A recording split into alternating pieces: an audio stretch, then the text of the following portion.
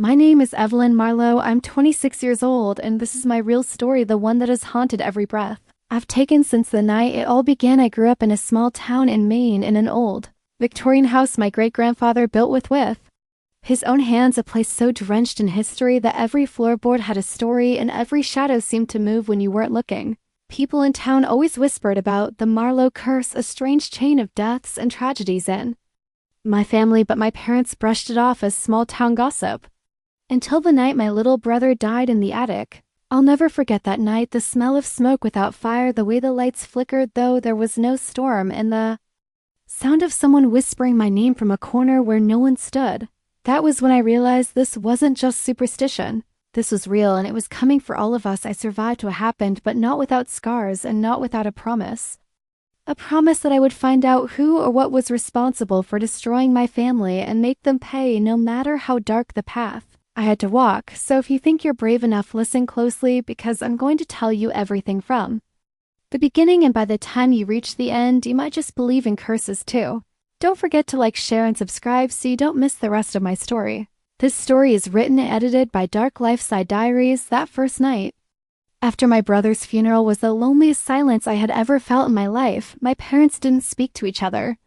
My mother kept her eyes down, and my father stayed locked in the study for hours, the sound of papers rustling in drawers opening like he was searching for something that wasn't there. I sat in my room staring at the old black and white photo of my great-grandfather, James Marlowe, hanging crooked on the wall. His eyes seemed too alive for a picture taken in 1896. Almost as if he was watching me, waiting. The house itself felt wrong, like it was breathing slowly around me. I kept telling myself it was just my grief making me imagine things, until the scratching started inside my closet. It was faint at first, like nails brushing against wood, then louder, more deliberate. When I opened the door, nothing was inside, except my clothes swaying slightly on their hangers, though there was no breeze. I closed it and backed away, my heart pounding. That night I heard footsteps in the hallway outside my bedroom, slow and heavy, stopping right outside my door. I wanted to scream for my parents, but something told me not to, as if opening my mouth would invite it in. The next morning my father finally spoke, his voice low, almost frightened. "Evelyn, don't go into the attic." Ever. He didn't explain, and I didn't ask, but that only made me want to know more. 2 days later, when both my parents left to run errands, I found myself standing at the base of the attic stairs, my hand trembling on the banister. The air grew colder with each step, and when I reached the top, I saw a small wooden trunk pushed against the far wall. My brother's toy train was sitting on top of it, even though I had seen it buried with him. My breath caught, and I took a step closer. That's when I heard a voice, soft but unmistakable whisper, "You shouldn't be here, Evelyn."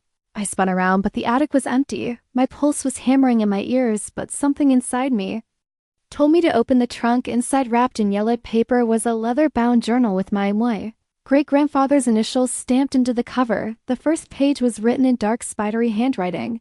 "The debt must be paid in blood. The firstborn daughter will be the last." My skin crawled as I read on stories of a pact made generations ago, of promises sealed in candle wax and blood. Every few pages there were names, Marlowe names, each crossed out. The last one written was mine. I dropped the book and stumbled back, my mind spinning. That's when I heard it, the sound of someone coming up the attic stairs, slow and steady though. I knew I had locked the front door when I came in. I grabbed the journal and ran down the stairs, 2 at a time, my chest burning with panic. I didn't stop until I was outside on the porch, the cold air biting my skin. I told myself I would burn the journal, destroy it, pretend it never existed. But that night, as I tried to sleep, I woke to find it lying on my nightstand, even though I had left it in the kitchen, and this time there was a fresh line of handwriting beneath my name. "The debt will be collected on the next blood moon." That night I barely slept, every creak of the house sounding like a footstep, every shadow stretching just a little too long across the walls. And when I finally drifted into a shallow sleep, I dreamed of the attic, except it wasn't just the dusty space I had seen before. It was filled with flickering candles, and my great-grandfather was standing in the center, his eyes black as coal, chanting words I couldn't understand, his voice deep and echoing, like it came from somewhere beneath the floor, and in his hand he held a silver knife dripping with something dark and thick. And when he looked at me, his mouth twisted into a smile that wasn't human, whispering, "It's your turn now." I woke gasping, my sheets damp with sweat, but the worst part was that my bedroom smelled faintly of candle smoke, and the journal was now lying open on the page with my name, as if it had been waiting for me to see it again. The words about the next blood moon burned into my mind, so I looked it up online, my hands trembling. The next one was. In just 9 days, my chest tightened, and I felt a rush of panic so strong I nearly dropped my phone. I thought about telling my parents, but they'd either think I was losing my mind or worse, they'd start to believe it, and I wasn't ready for that. Instead, I went to the public library, the oldest building in town, where the air always smelled like paper and dust, and started digging into town records and old newspapers. The Marlowe name came up again and again in headlines that made my skin crawl. Tragic fire claims young Marlowe heir. Mysterious disappearance of Marlowe bride. Child found dead in Marlowe home, cause unknown. Each tragedy was spaced roughly 20 years apart, and in almost every case the victim was the firstborn daughter. I was the firstborn in my generation. As I read, I noticed something even stranger. In the background of some old photographs, there was always a man in a dark suit with a shadow where his face should have been standing. Just far enough away to be unnoticed, but once you saw him, you couldn't unsee him. In one photo from 1923, he stood on the porch of the house right behind my great-grandfather. My stomach churned. The more I read, the clearer it became that this wasn't just a curse, it was a deal, one that had been passed down through blood, one that demanded payment, and the blood moon was coming for me. On my way home, the sky had grown heavy with thick gray clouds, and the wind carried the faint sound of what almost seemed like chanting, though it was probably just the air whistling through the old mill outside town. When I stepped into the house, the lights flickered once, twice, then went out completely. I froze in the dark, listening, and heard the faint creak of a door opening upstairs. My parents weren't home yet.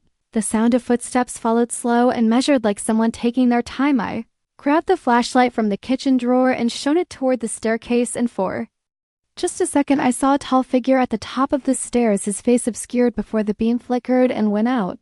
My heart was pounding so hard I could hear it in my ears, and I stumbled backward into the wall. By the time the lights came back on, the stairs were empty. That night, I slept with the journal under my pillow, as if somehow keeping it close might stop whatever was hunting me.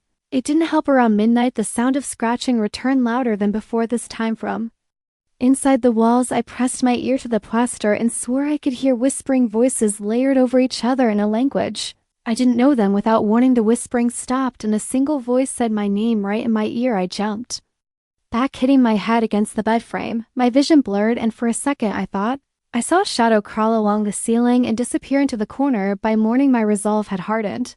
If this thing wanted me, I wasn't going to just sit here waiting. I decided to go back to the attic, this time in daylight, and dig deeper into the trunk. Inside, beneath the journal, I found an old wooden box carved with strange symbols, locked with a rusted latch. When I pried it open, a wave of cold air spilled out like the breath of a winter storm. Inside was a folded piece of parchment, brittle with age, covered in crimson stains. It was a contract, not in English, but with just enough words I recognized to piece together the meaning. An oath to some watcher beyond, sealed with the blood of the firstborn daughter of each generation in exchange for prosperity and protection of the Marlowe line.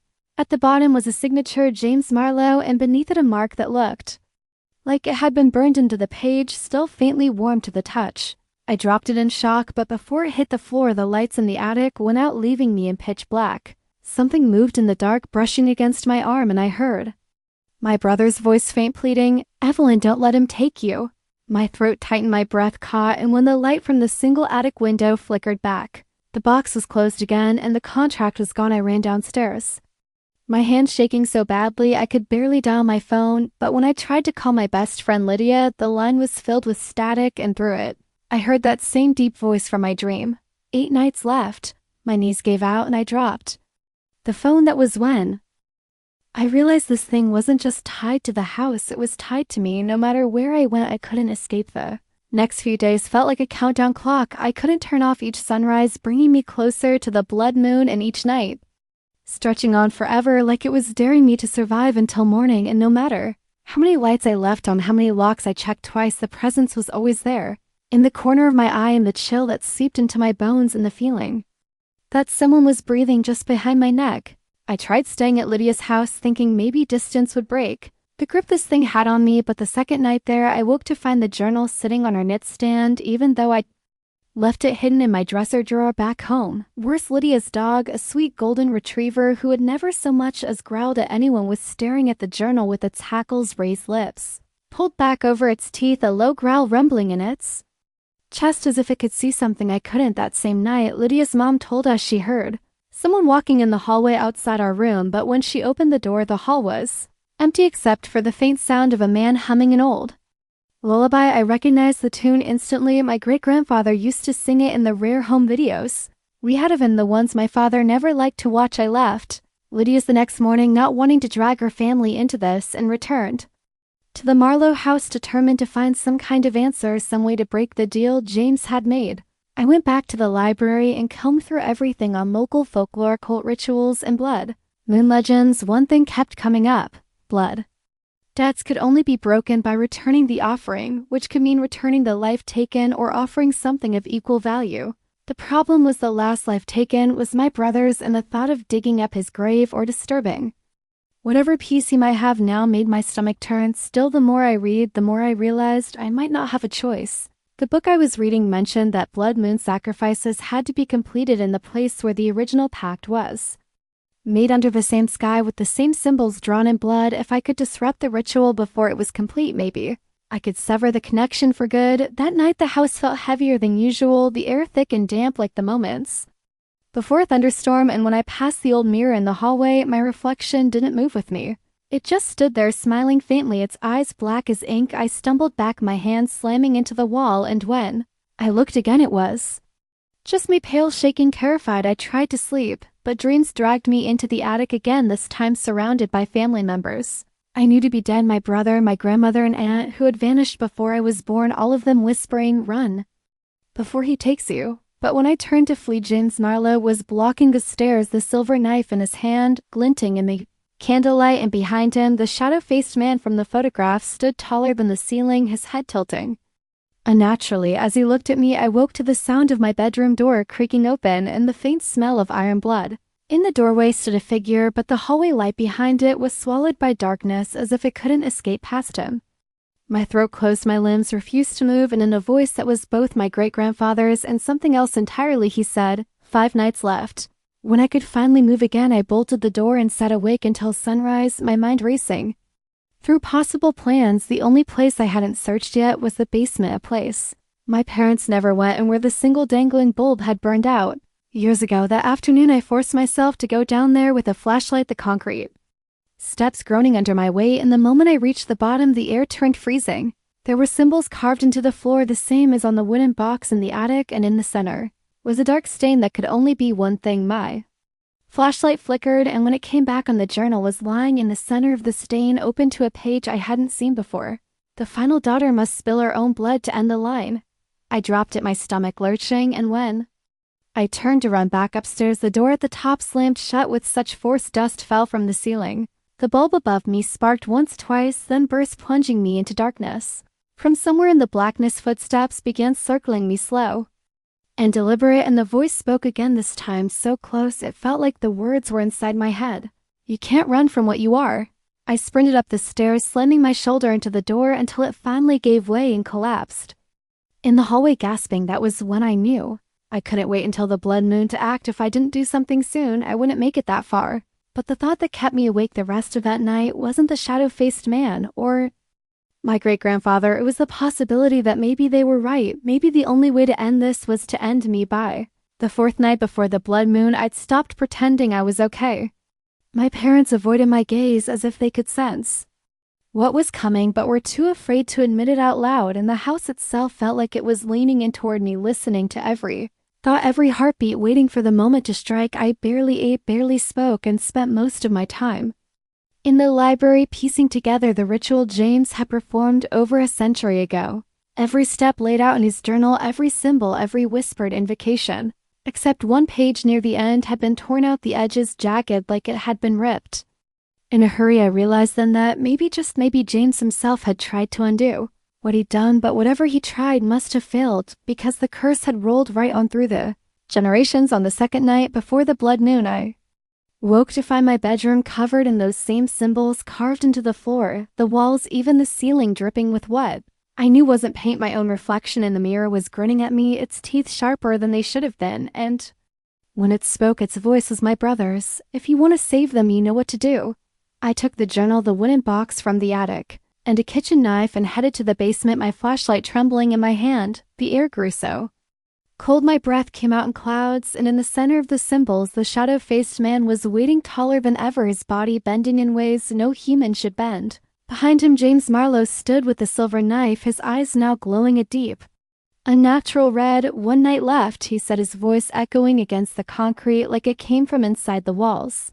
My legs shook, but I stepped forward anyway, slashing my palm with the kitchen knife and letting my blood drip into the center of the circle. The symbol's pulse glowing brighter, and the shadow-faced man hissed, his form rippling like heat waves.